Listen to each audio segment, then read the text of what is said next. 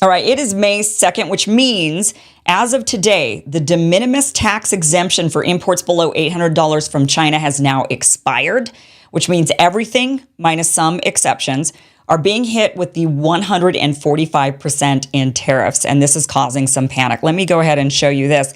This is a tweet that I came across earlier today. This is Andrew, I am the resistance. So you can see his political leanings. So, just to be fair there. So he says, not to be an alarmist, but this is one of the biggest and most critical shipping ports in the United States. These pictures were taken earlier this afternoon at 1:30 p.m. Eastern. Nothing is coming in.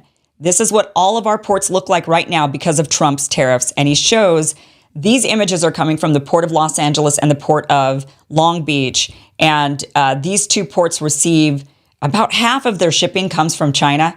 And that accounts for, and these two ports account for, I think, like 40 or 60, a huge amount of U.S.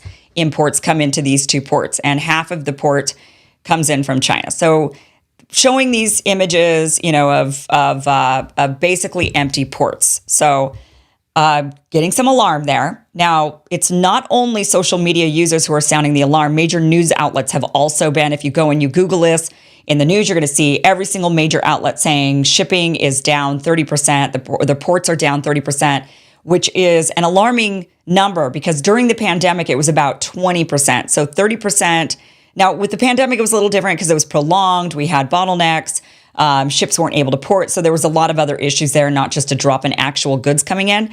But 30% sounds really alarming, or even 35%. The numbers are a little bit different depending on which outlet that you're watching. But watch this from CNN. The Port of Los Angeles says it does expect shipping volume from China to plunge about 35% next week. The president addressing this just a short time ago. They're sending boats, the biggest boats in the world, carrying cargo like nobody's ever seen before. These are the biggest boats in the world, biggest cargo ships in the world. And they're coming and they're turning around in the Pacific Ocean. They're doing a big U-turn and going back because they don't want the goods because 145% tariff. But at a certain point, I hope we're going to make a deal with China. We're talking to China. Okay, so he admits that the ships are turning around because of the 145% tariff. So he's hoping that, yeah, they're turning around, but maybe this will cause China to make a deal. So, okay. So we know that this is somewhat happening, but is there really, are we not seeing ships at the ports? What is the truth? What is going on? Is it just liberal media doing their typical scare tactics, doing whatever they can to demonize Trump's policies? Or is this legitimate and we can expect a real impact to your local store shelves, your wallet, the supply chain in general? So we pulled the real data, vessel trackers, port manifests, import volumes, and let me show you exactly what's coming. Now, I do want to give a shout out to the YouTube channel, What's Going On with Shipping, which is how I found much of this information. You should definitely follow that channel, especially now to know, how the trade war is going to be impacting the supply chain and your money supply. We all survived through the pandemic, barely, but we all do remember the empty shelves, the panic, the stores. I mean, it was just absolutely crazy. So is that going to be happening to us again? Let's go ahead and start looking at the charts. So this is week by week U.S. import volumes, and you can see that the volumes just fell off a cliff. So you see April 27th to May 3rd down 28% from the previous week, then another 16% drop. And when you compare that to last year, we're talking a 35% collapse. That's what we're already seeing from the shipping week that we're just finishing up right now, April 27th to May 3rd, and then from May 4th to May 10th. Now, one thing to keep in mind with the May 11th, May 17th is that, you see that there's a percent up of 34% of the shipping going up. So that to be cautioned is that there are ships these are expected ships to take off. They're not loaded yet or whatever. They're expecting to leave. And I think a lot of that expectation is they're hoping the tariff war will end, that, this won't last. And so they're kind of, it's kind of like what happened during the pandemic. You saw it all the time where it was like, okay, I think we're ready to go. We're ready to open the doors. We're ready to do this. And then, of course, the government comes along and says, nope, you can't. And so they're like, okay, next week, we'll be ready next week. And that just went on week after week after week. So I think we're going to see a lot of ships in the coming weeks thinking, yeah, okay, now the trade war is going to end. We're going to be okay. We're going to take off. And then as they get closer to the time of needing to take off, they don't, because the tariffs have not ended. So, so what we're seeing here as of right now is truly a 35% collapse. And this isn't seasonal. This is a direct hit from the tariffs. We should be seeing lots of ships, especially now in the summertime. Now let's go ahead and take a look at this next chart here. This is the actual marine traffic map. This is a screenshot from earlier today showing the real-time traffic.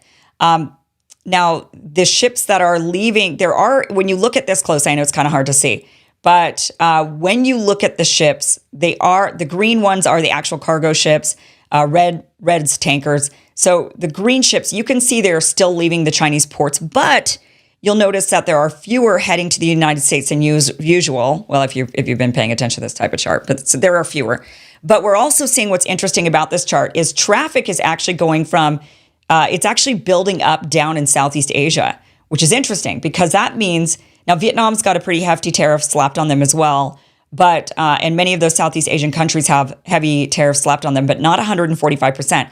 And what is happening is a lot of these Chinese companies are they're attempting to circumvent the 145% tariffs by shipping, by trucking the goods down to places like Vietnam and then shipping them out from Vietnam where the tariffs burden is maybe half the cost of the 145%. So we are seeing traffic building up around Vietnam, India, Malaysia, and that is because companies are already rerouting. They're trying to dodge the tariffs essentially.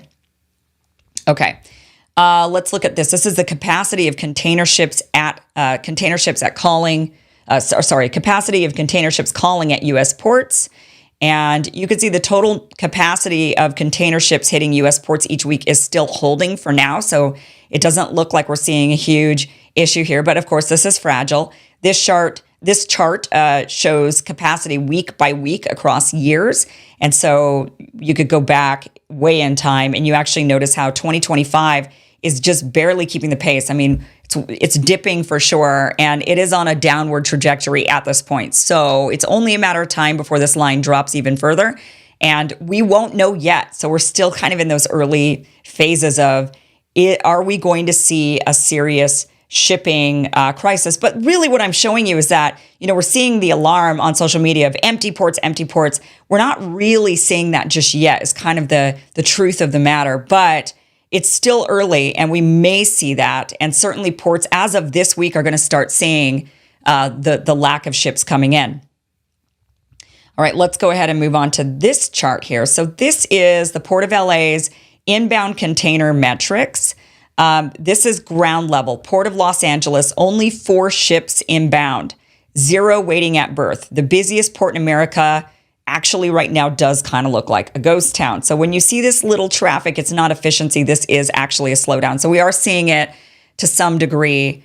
Again, it's the kind of balancing the alarmism of empty, there's nothing going on, and then looking at the reality of, yes, there is a slowdown. We are seeing a slowdown. We're going to really see that slowdown ramp up in the next week or two.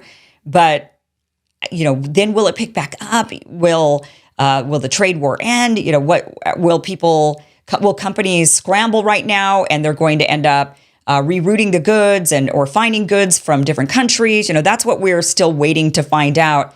And so I don't know if I would panic just yet. One thing that we also saw is that a lot of the, let me just actually go back to, oh no, I can't do it because I don't have the chart actually. But what we did see in this last month of April is that there was actually an increase in ships that have reached the port. So they saw a higher number of ships than normal throughout April. Why is that? Well, because a lot of companies were like, hustle, get the goods in, let's get them in. Because the tariffs are coming. So even though the tariffs actually did implement April 9th, we saw, there was a bit of a delay on them, or, okay, if it's under $800, we won't put the tariff on it. And so there was a lot of scrambling to get the goods in, to stock up for the summer, to hopefully ride out the tariff war. So we'll see how that goes. So we did see an increase, is my point, throughout March and in April. Companies getting ready for the tariff war, and now we're seeing the drop. And so we'll see, it may or may not impact the shelves, because it could come down to how well did they stock up? How resilient are they? Are they able to pivot and get goods from a different country? We'll see. Okay. Now let's go ahead and look at this chart here. This is containers at terminals. So one thing to think about when it comes to ships, the ships can come in, but what if they're empty, right? I mean, what if they're half full? They only have half the containers they normally would. And we are seeing images of that. We are seeing maybe the same number of ships have been coming in, but the number of containers on the ships is actually lower. So this is containers at terminal. And on the left here, you can see the loaded import containers. And then on the right there, you see the active empty containers at the terminal. Now, they're still moving, but 21% have been sitting more than 13 days, and that's showing some friction there. That's a signal right there. Empty containers, nearly half of them have been stuck at port for 2 weeks or longer. That's also not normal. You can see that there. So that means they're not being used. No ships are coming to get them. That's how you know the trade is actually shrinking. Normally, we ship out a lot of empty containers. We bring in full containers. We ship out a lot of empty containers.